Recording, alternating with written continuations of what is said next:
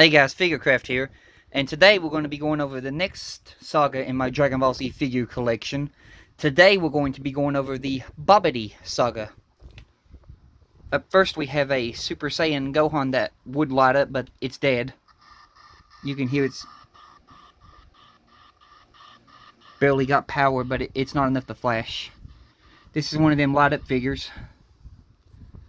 Only articulation here is the arms can basically move up and down. The head can look side to side. Detail on Gohan's face. And then the legs can have a little bit of movement, basically moving back and forth like that. No bend in the knee and no swivels or pivots in the ankles. But that is the Super Saiyan light up Gohan. Up next we have Deborah, the Demon King. Got this figure at a local Rite Aid. Articulation, the arms can move up and down. There's a swivel at the top of the sleeve right here.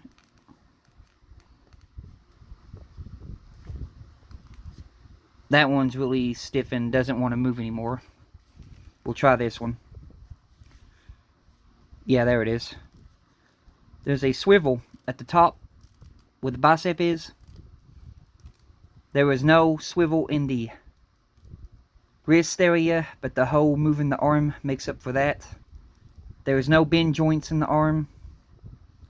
He comes with his sword, which has gotten basically bent because of the rubbery plastic it's made out of. The legs can kick up about that far. There's no bend in the knee. There's no swivel or pivots in the ankle. There is no movement in the waist. And then the head can look side to side a little bit like that, hindered because of the way the body is made. Then here's the back of Deborah. Then here's the detail in Deborah's face. But that's Deborah, the Demon King that fought Gohan. Up next we have a battle damaged version of Gohan when he was fighting Deborah. There's movement in the head. Arms only go up and down. There were no bends in the elbows, no swivels in the wrist, no movement in the waist. Legs go up about that far. Knees bend about that much. And there's no swivel or pivots in the ankles. That's about the only movement this Gohan has. And then I have another counterpart one just like him that came with a bike. Same articulation, just different with the hands. He really doesn't sit on the bike properly. He basically sits on it looking like that, which is pretty weird, but anyway, he's got the same articulation. He is battle damaged. He's got like a little scuff on his head right there from battle damage. A little bit in the hands too, or unless that's paint wearing off, I don't know what that is. Looks like battle damage. But basically, yeah, same thing. Look side to side. Arms move up and down. Legs go about that far. And then you got the bend in the knees. No swivels or movement in the ankles.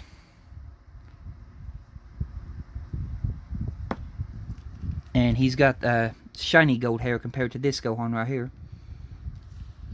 And the bike. It normally would light up and make noise, but the batteries are dead in it. And the the headlight would light up, and the tail light would too, and it would make like bike noises, like hoverbike noises. It's got a kickstand and just sits like that. But that's Gohan and the hoverbike. Up next we have one of Bobbity's villains, the first one that I think they fought when they got in Bobbity's spaceship. This is Puipoi. He has looks side to side head movement. He kind of almost reminds me of Frieza's third form with the long head. Arms can move up and down. They can move all the way around. They're just a little bit hindered because of how old it is. There we go. It's moving now. But you got a bend in the elbow. There were no swivels in the wrist area. There's no movement in the waist area. The legs go up about that far. Then you have the bend in the knees about that much.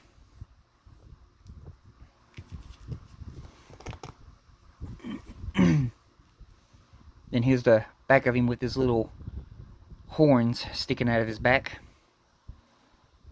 And there's the detail in Puipoi's face. But that's Puipoi. Up next we have Bobbity's pet monster that fought Goku. This is Yokon. Arms can move all the way around. Just a little bit hindered because of the bulkiness of the figure, but they can move all the way around. It's just stiff right now.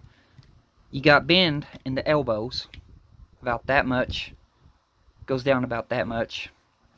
Another cool feature is you can pull out the claws. The claws are like on a joint where they can go in and out. So let me see if I can get it out. Come on. There we go. Yeah, the claws can be pulled out, and they can be pushed back in.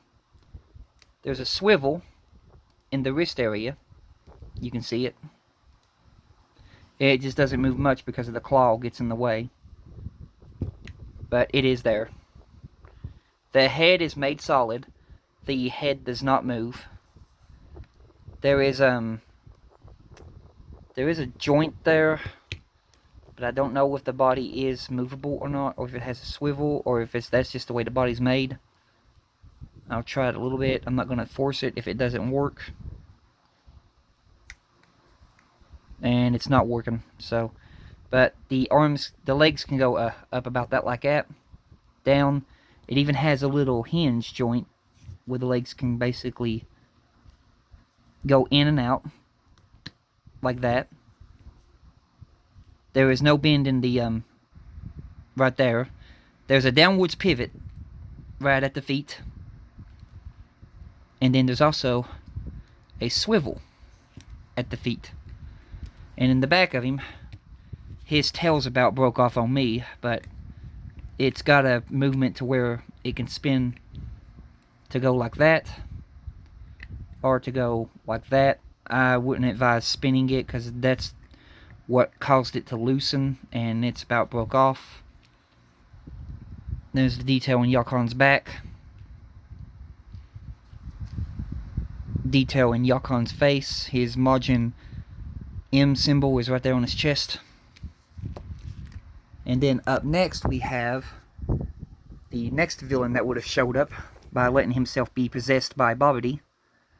Majin Vegeta. The M is almost completely wore off his head. He has a movement of his arms can go all the way around.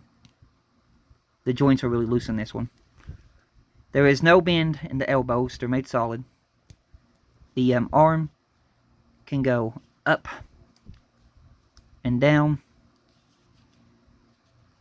There's no swivel in the waist area. The legs can go up about like that much. And then you have a bend in the knee area. There's no swivel or pivots in the boots at the ankle. And then the head just looks side to side like you see.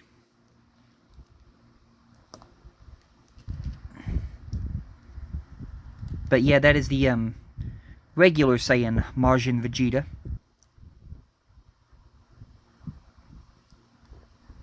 Then up next we have Super Saiyan Majin Vegeta. This is basically like a statue stand. He stays in this stance. He doesn't have no movement. He's like a statue.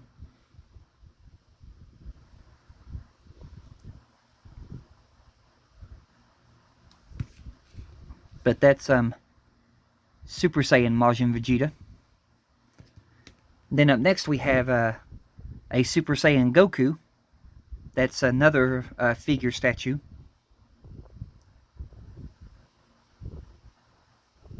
This is basically one of the off-brand ones that they made of the Dragon Ball Z Claw Machine ones when they started making statues of the Dragon Ball Z Claw Machine figures, where you can buy them online without the Claw Machine box. This is pretty much the same figure you would get from the Claw Machine. Just, it's got a little less paintwork. The Claw Machines have better detail. You can see in the face kind of looks a little bit weird. But there is Super Saiyan Goku that fought Majin Vegeta. And then the last one we have is the main villain himself, Bobbity.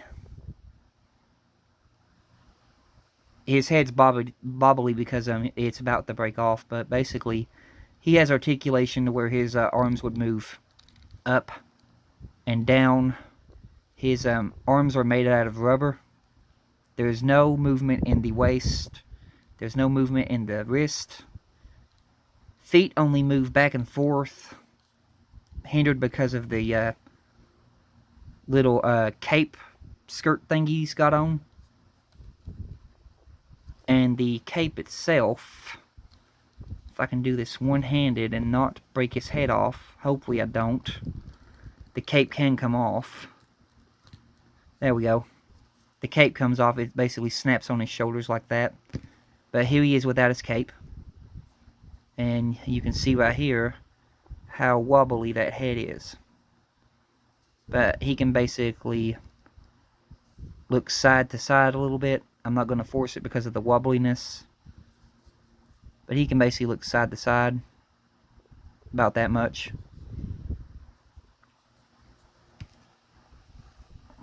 And then his cape just snaps back on. He did have Majin Buu's egg, but I lost the egg. It kind of looked exactly like Cell's egg that was found in the time machine. It looked exactly the same, but I lost it. I don't know where it went to.